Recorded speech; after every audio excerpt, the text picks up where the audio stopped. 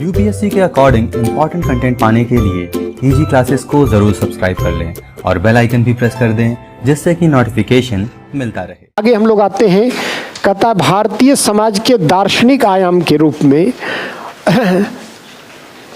पुरुषार्थ एवं आश्रम व्यवस्था की उपस्थिति, ये सब पढ़ा है, तेजी से देख लो, इसमें कुछ इसका रेलिवेंस पूछ सकता है कि कहता है भारतीय समाज के दार्शनिक आयाम के रूप में पुरुषार्थ, आश्रम व्यवस्था या कर्म नियम। थोड़ा सा संक्षेप में समझते हैं कि पुरुषार्थ क्या है ना। जैसे पुरुषार्थ का मतलब होता है जैसे किसी भी व्यक्ति के जीवन के कुछ निर्धारित लक्ष्य होते हैं, उस लक्ष्य के अनुरूप वह कार्य करता है। तो एक प्रकार से कार्य सिद्धि को क्या कहते हैं? पुरुषार्थ। यानी जीवन के निर्धारित लक्ष्य और उस लक्ष्य को प्राप्ति करने के लिए जो मनुष्य प्रयास करता है तो पुरुषार्थ है। और उस रूप में 4 प्रकार के पुरुषार्थ हैं। पहला धर्म, दूसरा अर्थ, और तीसरा काम, और चौथा मोक्ष। थोड़ा आश्रम से कंपेयर करके देखेंगे, दोनों में कहीं ना कहीं संबंध है। यहाँ पर धर्म, अर्थ, काम, मोक्ष में अगर आप देखें तो 2 जो है वह आध्यात्मिकता से जुड़ा हुआ है और 2 जो है वह भौतिकता से जुड़ा हुआ है। जैसे जब आपसे पूछा जाए भारतीय समाज आधुनिकता और परंपरा का मिश्रण है तो आप पुरुषार्थ को भी उठाकर लिख सकते हैं। जैसे देखिए अर्थ, जैसे अर्थ का मतलब क्या हुआ? जीविकोपार्जन के लिए कोई भी कार्य करना। अर्थ, काम, इस संसार या समाज की निरंतरता, कॉन्टिन्यूटी को बनाए के लिए रखने के लिए संतान उत्पन्न करना, यानी काम। ये जो है अर्थ और काम, यह भौतिकता से जुड़ा हुआ है, जबकि धर्म और मोक्ष, ध्यान रखना यहाँ पर एक प्रकार से मोक्ष को जीवन का सर्वोच्च क्या माना गया है? पुरुषार्थ। यहाँ पर एक प्रकार से धर्म, अर्थ, काम, मोक्ष में मोक्ष को सर्वोच्च स्तर का पुरुषार्थ माना गया है कि जीवन का ये तीनों जो हैं वह इसके लिए ही है।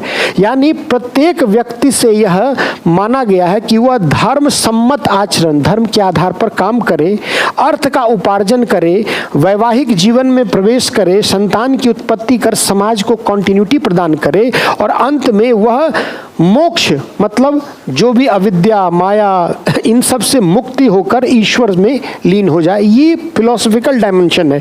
अब थोड़ा सा आश्रम को भी समझते हैं, दोनों में संबंध समझ में आएगा। जैसे आश्रम का मतलब क्या होता है? ठहराव, है ना, पड़ाव। किसी भी व्यक्ति के जीवन को आश्रम व्यवस्था के अंतर्गत 100 वर्षों का मान लिया गया और कहा गया कि यह 25-25 वर्ष के 4 कालखंड में अलग अलग बटा हुआ है। पहला आश्रम क्या है? ब्रह्मचर्य, दूसरा गृहस्थ, तीसरा वानप्रस्थ और चौथा सन्यास। अब देखना दोनों में, यहाँ पर भी देखोगे तो 2 आध्यात्मिकता की बात करता है और 2 भौतिकता की बात करता है। गृहस्थ और वानप्रस्थ में थोड़ा अधिक आप किसकी ओर झुके रहते हैं? भौतिकता की ओर, है ना। और ब्रह्मचर्य और सन्यास, इन दोनों में आप आध्यात्मिकता की ओर झुके रहते हैं। ऐसा भी नहीं कह सकते कि इसमें सिर्फ और सिर्फ भौतिकता ही है। जैसे गृहस्थ आश्रम में प्रवेश कैसे होता है? विवाह संस्कार के माध्यम से, और विवाह एक प्रकार से धर्म से कहीं ना कहीं स्रोत या प्रेरणा लेता है। तो पूर्ण ऐसा नहीं कह सकते कि सिर्फ और सिर्फ ये भौतिकता ही है, लेकिन गृहस्थ आश्रम का ही मतलब कहीं ना कहीं सांसारिकता के लिए प्रवेश करना है। तो यह जो दोनों व्यवस्था क्यों बनाई गई थी इसको समझना कि हर व्यक्ति का जीवन का कुछ निर्धारित लक्ष्य हो, परंतु जीवन में उन लक्ष्यों के लिए वो कैसे कैसे कब बढ़ेगा, किस वर्ष में वो पढ़ाई करे, कब वह विवाह करे, कब वह जो है वह ईश्वर की ओर थोड़ा टिल्ट हो और कब वह पूरी दुनिया से कट जाए, इसके लिए आश्रम यानी पड़ाव है।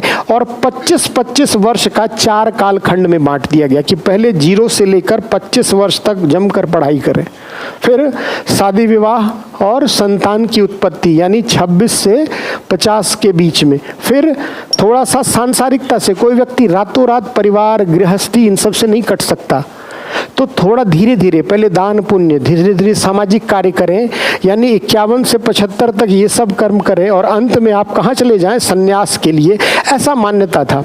अब देखो पूछेगा कि रेलिवेंस क्या है, ये नहीं पूछेगा वर्ण व्यवस्था क्या है या आश्रम क्या है, पुरुषार्थ कम है संभावना। पूछेगा कि भारतीय धर्म के समाज के दार्शनिक आयाम के रूप में पुरुषार्थ और आश्रम का क्या प्रासंगिकता हमारे जीवन में, क्या प्रासंगिकता आज के दिन में दिखता है आपको? आज पुरुषार्थ का कोई चीज हम लोग फॉलो करते हैं? धर्म अर्थ काम मोक्ष में बताएं। आज मोक्ष के स्तर पर कटौती हो गई है, लेकिन धर्म आज भी है कि नहीं है? अर्थ सर्वोच्च स्तर पर है या नहीं आज के समय में? काम यानी धर्म अर्थ काम या आज भी हमारे जीवन में सर्वाधिक महत्वपूर्ण स्थान रखता है और हमारे जीवन के निर्धारित लक्ष्य में आज भी इन तीनों का रेलेवेंस है। अपेक्षाकृत मोक्ष का स्तर थोड़ा कमा है।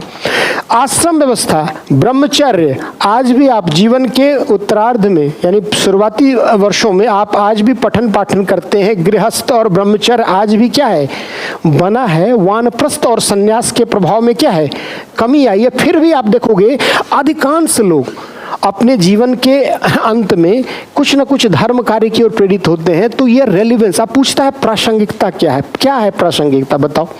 ये तो बताया तरीका, आज क्या है प्रासंगिकता इसकी? अनावश्यक प्रतिस्पर्धा इसमें कहाँ कहीं पर है? क्या करता है ये आपको? ये आपको जीवन के लिए एक मार्गदर्शन देता है कि नहीं, कि क्या कब करना है, कैसे करना है ना? यह जीवन को आज भी एक प्रकार से दिशा निर्देश देता है, मार्गदर्शन का कार्य करता है। यह आज भी लोगों को अनुशासित करता है। यह आज भी अगर आप देखें तो कहीं ना कहीं धर्म और मोक्ष की उपस्थिति कहीं ना कहीं ईश्वरीय या आध्यात्मिकता को प्रमोट करती है। देखो तो रेलिवेंस इसमें लिखवाया है नोट्स में। ये टाइपिंग मास्टर जो है ना उसकी गलती है, लिखवाया तो था पिछले। एक बार ना थोड़ा सा दोनों का मिला करके, इधर है स्पेस, उसमें आश्रम और उसका दोनों का रेलेवेंस लिख लो, एक हेडिंग बनाओ, पुरुषार्थ आश्रम। कर्म नियम भी थोड़ा डिस्कस कर लेते हैं, उसके बाद रेलेवेंस लिख लेते हैं। कर्म नियम क्या है थोड़ा सा उसको भी समझ लो, सारे लोग जानते ही हो फिर भी। जैसे कर्म नियम क्या कहता है कि प्रत्येक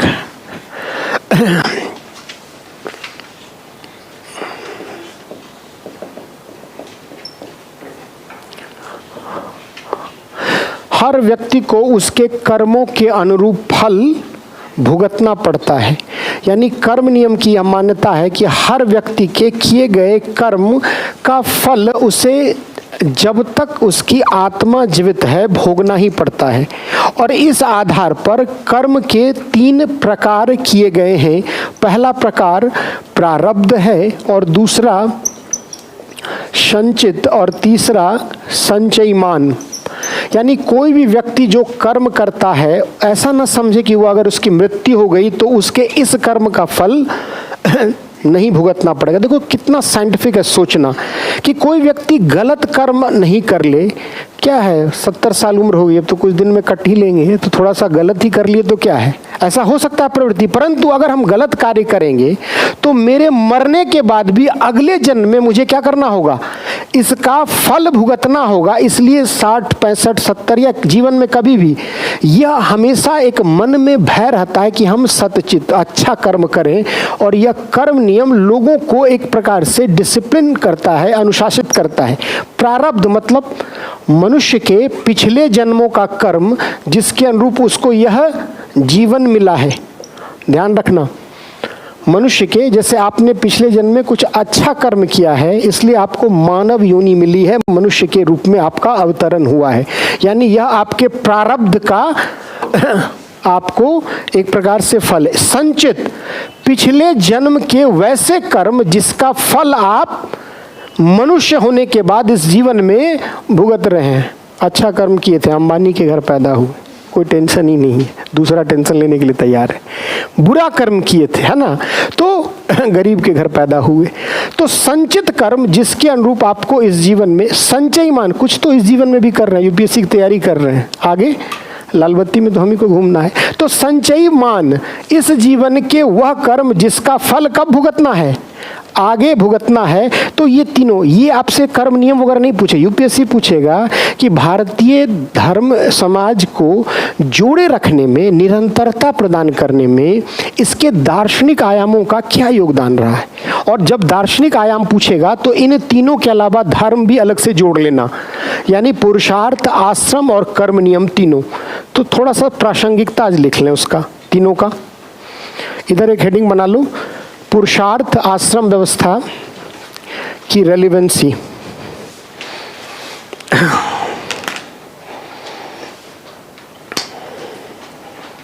क्या इसका योगदान है। क्लास का टाइमिंग आप लोगों का कितना है, 2.5 घंटा, 3 घंटा? 2 बजे तक है ना। 11 बजे सारे लोग आ जाते हो ना? कुछ लोग 11:15 तक आ रहे थे, आज पहली क्लास थी। तो 11 बजे तक कोशिश करिए आ जाए, 11:05 में स्टार्ट कर दें, ठीक ना। क्या रेलिवेंसी है, पहला लिखिए, फर्स्ट पॉइंट लिखिए, आध्यात्मिकता एवं भौतिकता के मध्य संतुलन। आध्यात्मिकता एवं भौतिकता के मध्य संतुलन। दूसरा, सेकेंड पॉइंट, व्यक्ति के जीवन को एक निश्चित दिशा व मार्गदर्शन प्रदान करना। निश्चित दिशा या मार्गदर्शन प्रदान करना।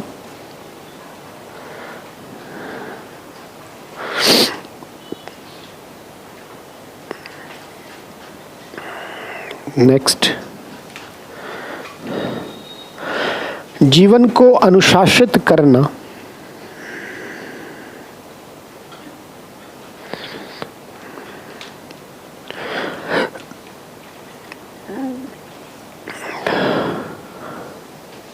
नेक्स्ट, सामाजिक समरसता, सामाजिक समरसता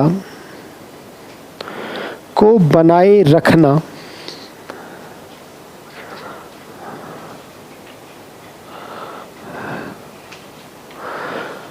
नेक्स्ट, उच्च नैतिक कर्म या सदकर्म, उच्च नैतिक कर्म या सदकर्म, अच्छा कर्म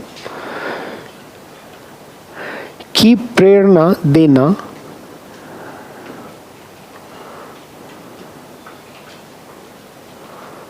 तो ये तो इसका रेलेवेंस है। जैसे भारतीय समाज को लॉन्ग टर्म में बनाए रखने में जब लिखोगे तो ये भी एक सवाल यहीं पर लिख लो, क्वेश्चन लिखो, भारतीय समाज को कॉन्टिन्यूटी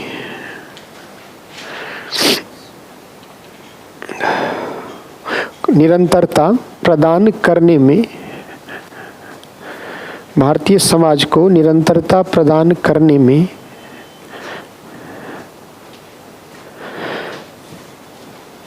इसके दार्शनिक आयामों की, फिलोसॉफिकल डायमेंशन, इसके दार्शनिक आयामों की महत्वपूर्ण भूमिका रही है।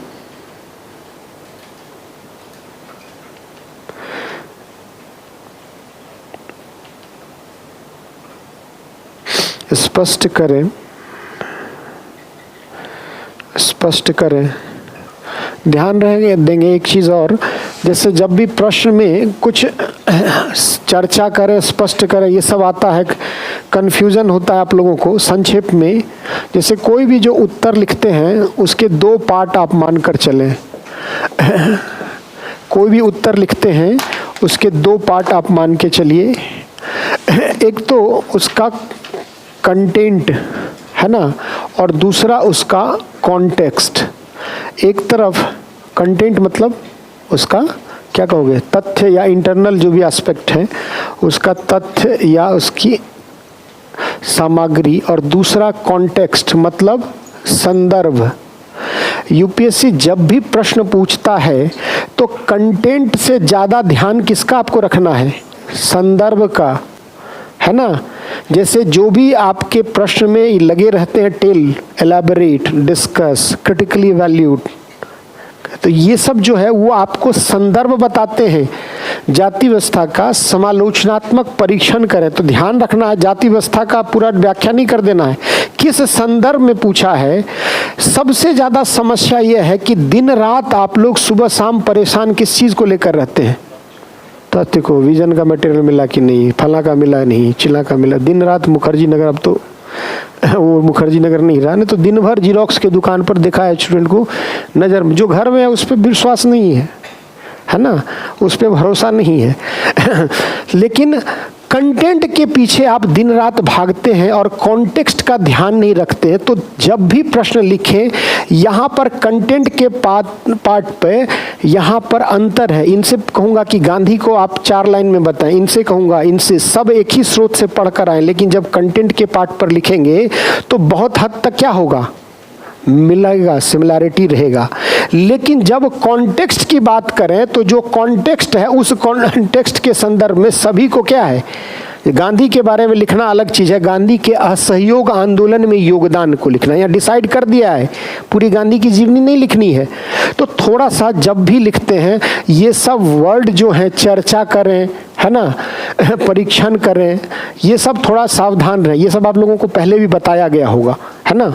तो जब भी सिंपली 2-3 लाइन बता, चर्चा करें का मतलब क्या हुआ, सिंपल, बहुत आपको डिटेल नहीं बताना है ना।